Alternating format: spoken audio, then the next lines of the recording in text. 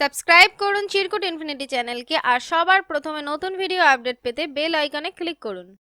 High friends, welcome back to our channel Chirkut infinity. আর আমি স্বর্ণা এসে গেছি আবারও একটা বাংলা সিরিয়াল নিয়ে তোমাদের সামনে গোপন গোপন খবর দেবো বলে। আজকে যে সিরিয়ালটা নিয়ে খবর দেবো সেটার নাম হচ্ছে গিয়ে মিলন তিথি।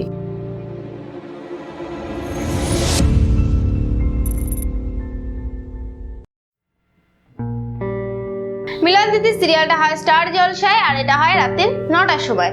তো এর আগেও আমি এই সিরিয়াল সম্পর্কে অনেক কথা বলে এসেছি, তোমরা যারা যারা সেটা মিস করে গেছো তাদের জন্য বলবো নিচে ডেসক্রিপশন আছে, সেখানে যাও, সেখানে গিয়ে একটা লিঙ্ক আছে, সেই লিঙ্কটাতে গিয়ে ক্লিক করো আর ক্লিক করলে পৌঁছে যাও আমার আগের ভিডিওতে আর জানতে পারবে আগে কি ঘটে গেছে।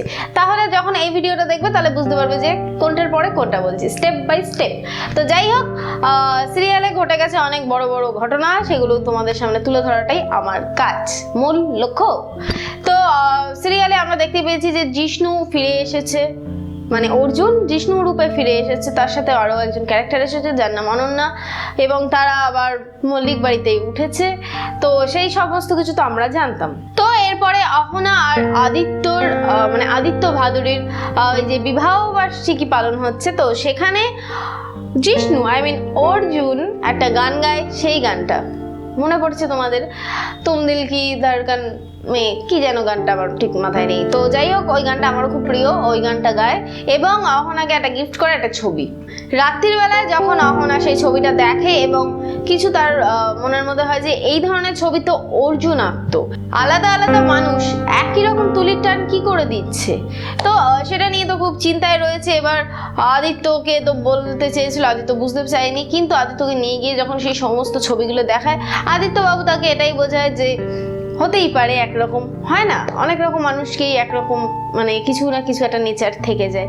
তো সেই রকম ভাবে আদিত্যবাবু তো তাকে বুঝিয়ে দেয়, কিন্তু তার নিজের মনকে সে ঠান্ডা করতে পারে না। সেভাবে যে সত্যি তো আমি তো ওকে বলে দিলাম, কিন্তু এরপরে কি হবে, এরপরে কি হবে, এরপরে কি হবে, এইসব ভাবছে। ঠিক সেই মুহূর্তে অহনা পেয়ে যায় একটা লাল পুটলি। লাল পুটলির মধ্যে পেয়ে যায় একটা ছবি, যে ছবিটাতে রয়েছে অর্জুনের ঠাকুমা। বুঝতেই পারছো, অর্জুনের ঠাকুমার কোলে একটা ছোট্ট বাচ্চা রয়েছে। তো সেই বাচ্চাটাকে, সেটা নিয়ে অহনার মনে প্রশ্ন জাগে এবং সে তাড়াতাড়ি ঘরে আসে এবং চিকুর কথা বলার চোটে সে একটা বইয়ের মধ্যে ঢুকিয়ে দেয়, ডায়েরি কিংবা বই তার মধ্যে রেখে দেয় এবং চিকুকে ঘুম পাড়ায়। আর সে ঠিক করে পরের দিন জিষ্ণু আর অনন্যার ফ্ল্যাটে যাবে এবং সেখানে গিয়ে কথা বলবে। ও তোমাদের তো বলাই হয়নি, জিষ্ণু আর অনন্যাকে নিয়ে বাড়ির সবার যে অবজেকশনটা ছিল যে ওদেরকে বাড়ি রেখে ট্রিটমেন্ট করার কি আছে, এ আছে ও আছে। তো সেই কারণে মিস্টার মল্লিক অর্জুনের বাবা এটাই ঠিক করে যে তাদেরকে বাড়ির বাইরে নিয়ে যাবে। কোথায় নিয়ে যাবে সেটাও সে ডিসাইড করে ফেলে। অর্জুন আর বর্ণি যে ফ্ল্যাটটাতে থাকতো, মনে আছে নিশ্চয়ই তোমাদের, তো সেই ফ্ল্যাটে নিয়ে যায় তাদেরকে। তো সেখানে গিয়ে রেখে আসে এবং অহনা যখন তাদেরকে পায় না, তো মাথার মধ্যে ভাবে যে কোথায় গেল কোথায় গেল। সেই সময় মানে অর্জুনের বাবা এসে জানায় যে তাদেরকে অমুক ফ্ল্যাটে রাখা হয়েছে। তো সেখানে গিয়েই তো জিষ্ণু অলরেডি কথার ফাঁকে ফাঁকে নিজেই কফি বানিয়ে খাচ্ছে, সেইটা দেখে অনন্যা একটু অবাক হয়ে যায়। সেভাবে যে কলকাতা শহরে আসার পর থেকে তার মধ্যে এত রকম চেঞ্জ কি করে, এই শহরটা কি তার চেনা। সেই সময় টিং টং বেল বেজে যায়, আর বেল বাজলে চলে যায়, সেখানে গিয়ে দেখতে পারে বন্নি এসেছে।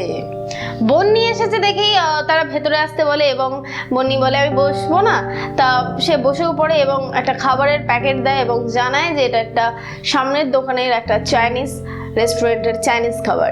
তো সেটা দেখে অনন্যা বলে যে কি দরকার ছিল, বলছে না অ্যাকচুয়ালি এই ফ্ল্যাটে তো অ্যাকচুয়ালি আমি আর আমার হাজবেন্ড অর্জুন থাকতাম, তো অনেক ভালো স্মৃতি অনেক খারাপ স্মৃতি লুকিয়ে আছে, আর এই খাবারটা আমরা দুজনে খেতাম আর এই খাবারটা অর্জুনের খুব প্রিয় ছিল। অ্যাকচুয়ালি বন্নি আইডিয়া করেছে ওটাই হয়তো অর্জুন, সেই কারণে সে নানান রকম কথা বলে কথার ছলে বলে কৌশলে বের করার চেষ্টা করে জিষ্ণুর মুখ দিয়ে, সে যদি কোনো সময় বলে দেয় যে সে আমিই অর্জুন। তো এরকম কিছুই হয় না এবং বন্নি সেখান থেকে চলে আসে। এবং বন্নি তো আর থেমে থাকে মানুষ নয়, তোমরাও জানো আমিও জানি, সে তো বদমাইশের পোকামাকড় নিয়ে ঘুরে বেড়ায়, তাই না? তো বদমাইশের পোকামাকড় নাড়িয়ে সে আরেকজন বদমাইশকে ফোন করেছে এবং জানিয়েছে যে কে এই জিষ্ণু, কি তার পাস্ট রেকর্ড, কেন এসেছে সে এখানে, তার উদ্দেশ্যটা কি, সে সমস্ত কিছু আমাকে জানাও। তো সেইভাবে তো সে ফোন রেখে দেয়। এবার চিকুর স্কুলে যাবার পালা, চিকু চলে যাচ্ছে স্কুলে। তো সেই নিয়ে তো বাড়িতে ঝামেলা হয়, চিকুর বইটা চলে আসে এবং সেই বইয়ের মধ্যে আরেকটা বই আসে, সেটা হচ্ছে আদিত্যর। তো সেই বইটা টানা হাসরা করতে গিয়ে অহনা, কারণ অহনা তো ওই বইয়ের মধ্যে লুকিয়েছিল সেই ছবি, তো যখন সেই ছবিটা মানে পায় না সে এবং বইটাকে নিয়ে চলে যায় এবং ছবিটা মাটিতে পড়ে যায়। আর তোমরা তো জানোই বাংলা সিরিয়ালে কি হয়, না হাওয়ায় উড়ে চলে যায়, না পায়ের কাছে গিয়ে পড়ে।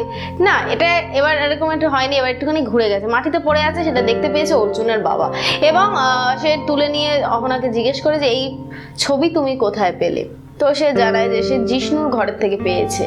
আর তার মধ্যেই ফোন এসে যায় অনন্যার এবং বলে যে জিষ্ণুর কিছু অতীতের স্মৃতি, যখন আমি তাকে পেয়েছিলাম তার সাথে যা যা জিনিস ছিল সেগুলো আমি একটা লাল কাপড়ে পুটলি করে রেখে দিয়েছিলাম, তো সেটা আমি ফেলে এসেছি, নিয়ে আসুন। তাহলে বুঝতেই পারছো ওই বাচ্চা ছেলেটাকে। তো এইবার প্রশ্ন হচ্ছে আমাদের গল্পের টুইস্ট। তো টুইস্ট বলতে আমি এটাই বলবো যে অর্জুনের বাবা ছবিটা দেখে থতমত খেয়ে গেল এবং আমরা তো বুঝতেই পারছি সেটাই অর্জুন। অহনাও বুঝতে হয়তো পারবে, কিন্তু প্রশ্ন হচ্ছে বন্ধুরা, অহনা কি আগে জানতে পারবে নাকি অর্জুনের বাবা থেমে যাবে, কিছু জানাবে না?